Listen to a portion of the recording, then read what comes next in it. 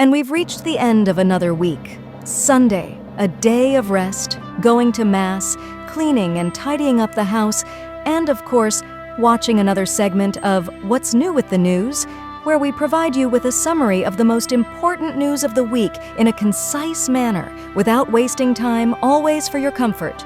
Without giving away any spoilers, it was a good week for nerds. Lights, camera, action!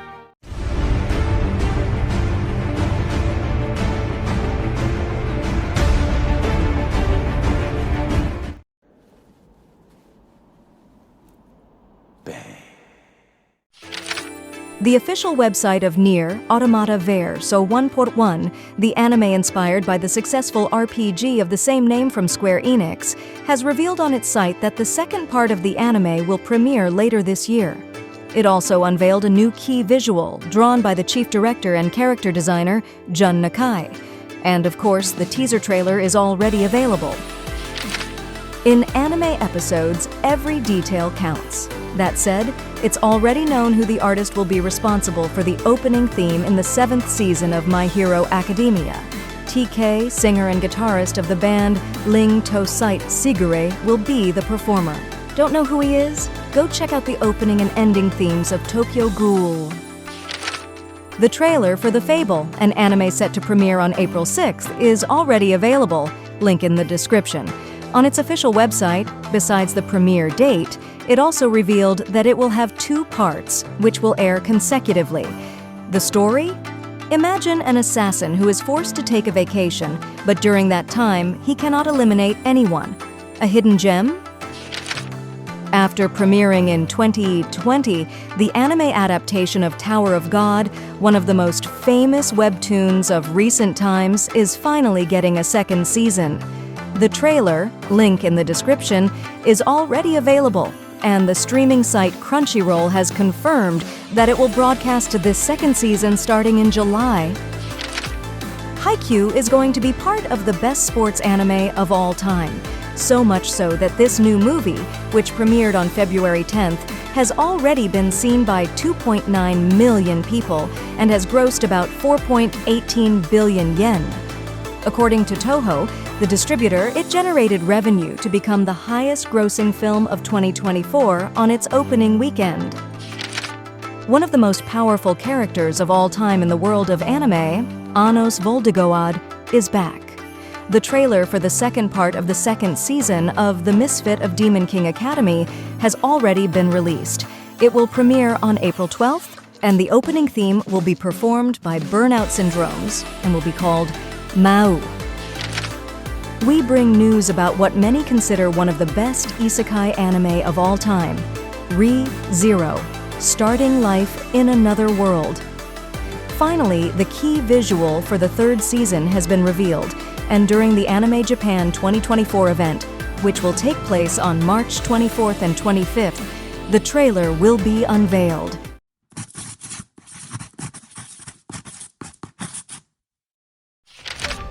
The manga Ubel Blatt, created by Etoruji Shiono, is getting an anime adaptation. This manga, which is part of Square Enix's repertoire, began serialization in 2004. It tells the story of Quinzel, a mysterious young man who carries a black sword and, according to rumors, whenever it is unsheathed, everyone in its path is torn apart. Another piece of news that caught everyone by surprise. Kadokawa announced that they will release, starting from March 29th, a webtoon adaptation in vertical format instead of the classic horizontal style of manga, based on the From Software video game, Elden Ring. It will be called Elden Ring Become Lord, and will be initially available only in Japanese. Square Enix has announced 3 more releases for its manga and book catalog. The first is Always a Catch, released in April 2022. The second is My Happy Marriage art book, a series of novels released in January 2019, and the third is Dragon and Chameleon, released in November 2022. The latest issue of Kadokawa's Comp Ace magazine revealed that the adaptation of the manga Fate Apocrypha, created by Akira Ishida and Yuichiro Higashide, will conclude in the next issue. This adaptation was launched in June 2016, and Kadokawa released the 15th volume on October 26th last year. You shall not pass! Netflix announced 2 more cast members for the live-action adaptation of the manga City Hunter. Masanobu Ando will play Ryo Saeba's partner, Hideyuki Makimura, and Fumino Kimura will portray Detective Saeko Nogami.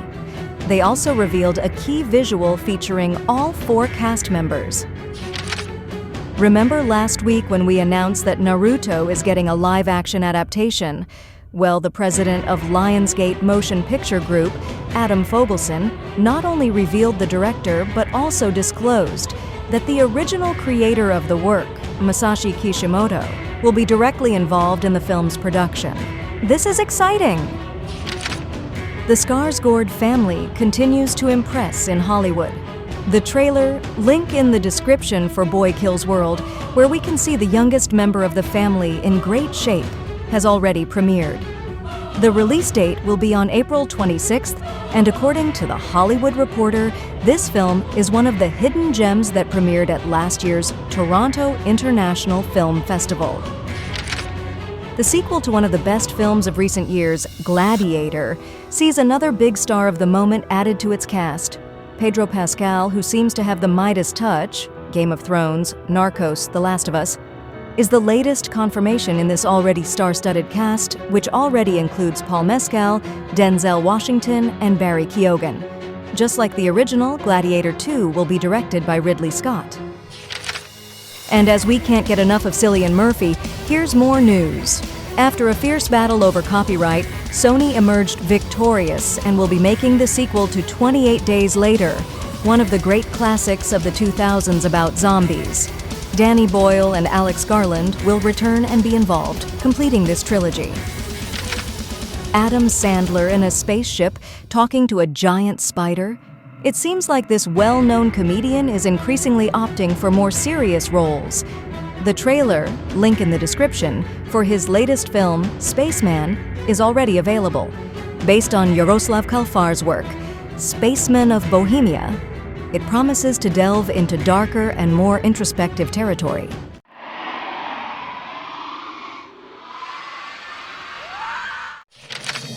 Where are the Trekkies? You won't have to wait much longer for Star Trek to return to TV screens. The trailer for the 5th season of Star Trek Discovery is already out.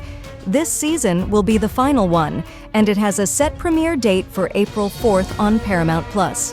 Quoting Sonequa Martin Green, the protagonist, "It's going to be an event that will go down in television history." Link to the trailer in the description. After much anticipation, it seems there will finally be a spin-off of one of the biggest series of recent times, Game of Thrones. Night of the Seven Kingdoms, according to HBO CEO David Zaslav, does not have a set premiere date yet, but everything points to the year 2025. George R.R. Martin will be directly involved in the production of the series. The Korean action live-action series Parasite the Grey has been officially announced by Netflix. An adaptation based on the legendary manga Parasite, we advise watching the anime too, created by Hitoshi Iwaki. It will be produced by Climax Studio and WowPoint, with Yeon Sang-ho, Hellbound, Train to Busan, as the director. It is set to premiere on April 5th. In this segment, we announced that HBO would produce a new Harry Potter series. Now, a new report has revealed that the 3 finalists for writing the script have been chosen. These names are Francesca Gardner, Tom Moran, and Kathleen Jordan. The first is the favorite, as she already has a track record with HBO, being part of the production of Succession and His Dark Materials. The female protagonist for Suits LA, a spin-off of the successful series Suits, has already been chosen. It's Lex Scott Davis, who will portray Erica Rollins, an employee working for the protagonist, Ted Black. She is described as a rising star, determined, and sharp-witted.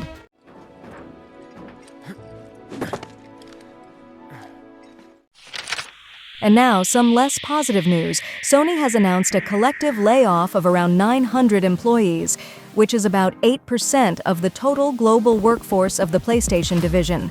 The layoffs affect several studios, including Insomniac, Naughty Dog, Guerrilla, Firesprite, and most significantly, the PlayStation Studio in London, which will be closed. February 29th is going to be a great day for gamers.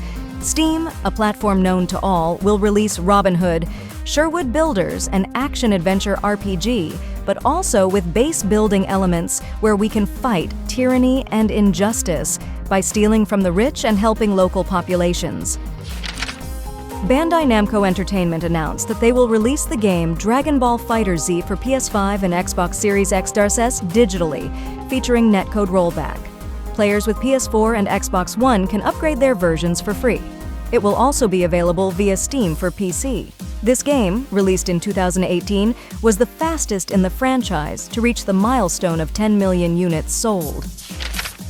Sony has revealed the PlayStation Plus games that will be available for free starting on March 5th. These will include Destiny 2, The Witch Queen, Sifu, Hello Neighbor 2, and EA Sports F1 23. These 4 games will be available for both PS4 and PS5. PS Plus members will also have access to an exclusive cosmetic pack for the player versus player shooter The Finals. Atlus has revealed the trailer for ShinMegamiTenseiVVengeance, an update to the game Shin Megami Tensei V, released in November 2021. This update will be released for all platforms, including PC, on June 21st, and will feature a new storyline, new missions, new choices, new locations, and new enemies. Link in the description. The publisher Cygames announced that they will release an update for Grand Blue Fantasy, Relink being version 1.1, on March 14th. This update will introduce the battle against the boss, Lucilius, which, according to the publisher, will be extremely challenging.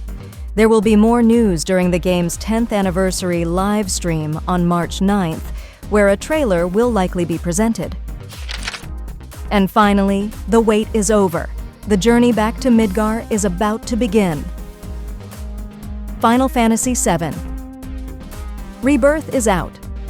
And according to the reviews, check out the video on the channel, it's already the strongest contender for Game of the Year. Among the various editions, the Standard Edition stands out, as well as the Digital Deluxe Twin Edition, which includes many extras in the previous game, Final Fantasy VII Remake Intergrade. There's also the Collector's Edition, featuring a Sephiroth statue and 4 extra DLCs.